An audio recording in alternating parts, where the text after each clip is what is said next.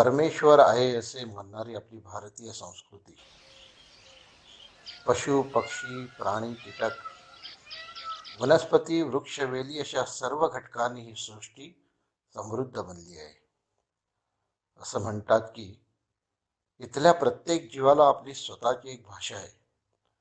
मग तो पशु असो, प्राणी असो व अगदी वनस्पती देखील. एक रूप होऊन जर त्यांच्याशी संवाद साधला तर ते देखील आपल्याशी संवाद करू शकतात. या पशुपक्ष्यांची वनस्पतींची भाषा अवगत असणारा व अगदी सहजपणे त्यांच्याशी संवाद साधणारा एक विलक्षण महापुरुष नाशिक जिल्ह्यात जन्माला आला. गंगाराम जाणू आवारी हे त्या महापुरुषांचे नाव. वडिलांचा जन्म इथल्या याच गावचा बोरवडचा. त्यांचं हे शिक्षण 3रीपर्यंत इथं बोरवडला झालं आणि 4थी ते 7वी पेठला शिक्षण झालं.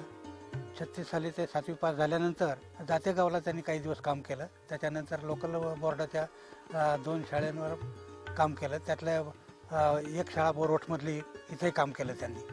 1942च्या उठावाच्या वेळेस, लढ्याच्या वेळेस त्यांनी डांग सेवा मंडळाच्या मार्फत या कार्याला वाहून घेतलं.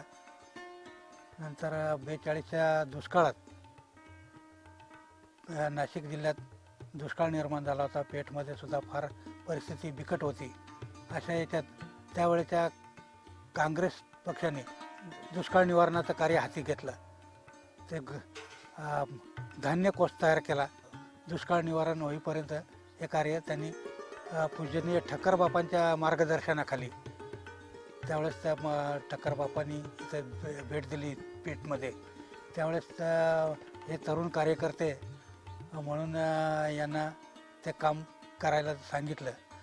42च्या दुष्काळात आपला उठावाच्या वेळेस चळवळीला त्यांनी पण तरुण. जन्म त्यांचा बोरवडचा आहे आणि जन्म बोरवडचा असल्यामुळे मग त्यांनी नंतर ते बाहेरगावी गेले. बाहेरगावी बरेच वर्ष इथं म्हणजे काढले बोरवडमध्ये त्यांनी. आणि मग ते समाज डांग सेवा मंडळाच्या कामामध्ये भाग.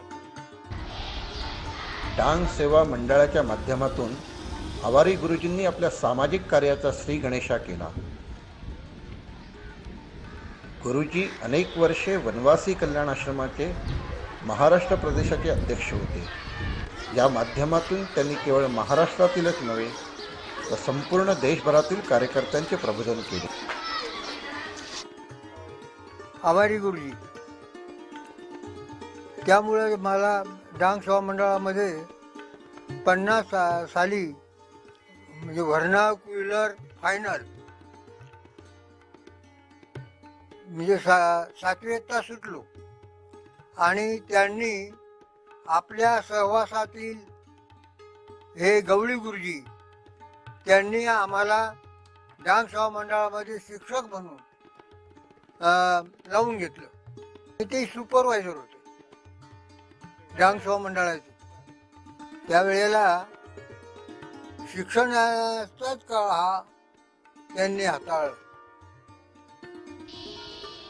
12 जानेवारी 2000ला तत्कालीन महाराष्ट्र शासनाने एक अजब फतवा काढला होता. शाळा सोडल्याच्या दाखल्यावर हिंदू जो शब्दप्रयोग होता, हिंदू कोकणा असेल, हिंदू महादेवकुळे असेल, हिंदू भिल्ल असेल, हिंदू वारले असेल, अशा पद्धतीची जी एक शब्दप्रयोग केला जात होता आणि तो अभिमानाने केला जात होता. आम्ही सगळेजण अभिमानाने तो सांगतो आणि सांभाळतो सुद्धा.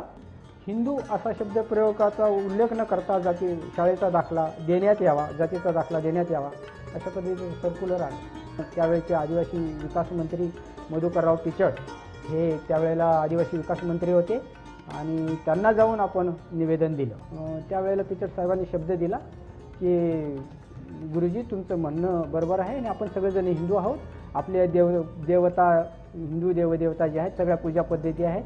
माननीय पिचड साहेबांनी ते मनात घेतलं आणि ते सर्क्युलर बाद केलं म्हणजे पुन्हा दुसरं सर्क्युलर काढलं. 1997 साली पेठ तालुक्यातील कायरे सादरपाडा येथे परकीय शक्तींच्या विरोधात एक मोठा संघर्ष उभा राहिला. आवारे गुरुजींची या सगळ्या संघर्षात मोठी भूमिका होती.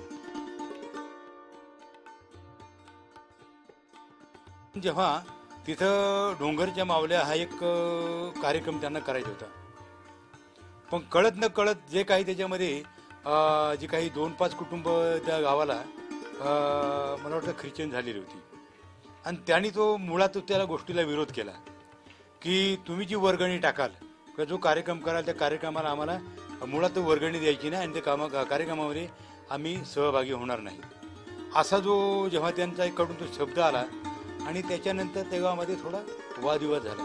कार्य सादरपाड्याचा विषय कानावर गेल्यानंतर मग त्यांनी अशी काही तालुक्यातली जाणकार मंडळी बोलावली आणि हा विषय त्यांच्या कानावर घातला की हे जे कार्य सादरपाड्याला जे काही ख्रिश्चन लोक आहेत, ह्या लोकांच्या माध्यमातून त्या गावामध्ये उद्रेक होतोय, आणि आम्ही गावोगावी जाऊन मिटिंगा घेतल्या, प्रचार केला.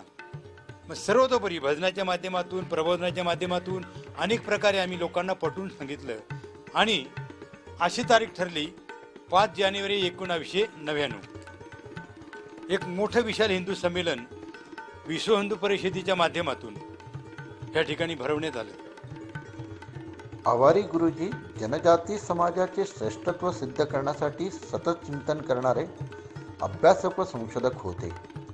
वनवासी समाजाच्या थोर परंपरा, इतिहास, लोकगीते, देवदेवता, जनजातींची अंगभूत वैशिष्ट्ये, पूजा पद्धती, परंपरागत औषधोपचार, पशुपक्ष्यांच्या सवयी, विविध बोलीभाषेतील 5000 शब्दांचा कोश, विविध विषय त्यांनी अभ्यासले. त्यातील काही ग्रंथरूपाने देखील प्रकाशित करण्यात आलेले आहेत. त्यांना लेखनाची आणि साहित्याच्या नवनिर्मितीची कमालीची गोडी होती. आम्ही दोघांनी मिळून वनवासी कोकणा शब्दकोश सुमारे 3000 शब्दांचा साकार केला होता. त्यांना वनवासी क्षेत्रातली इत्थंभूत माहिती संकलित करण्याचा छंदच होता.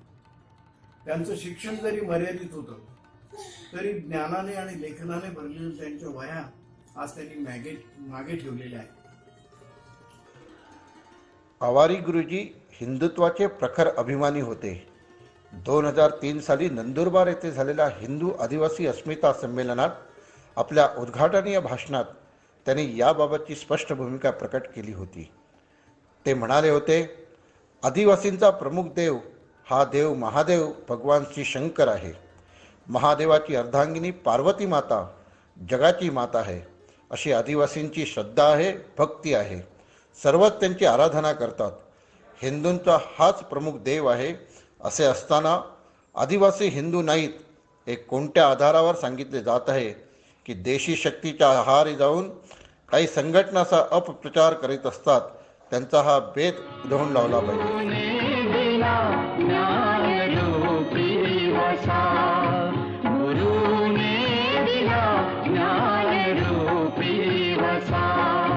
आम्ही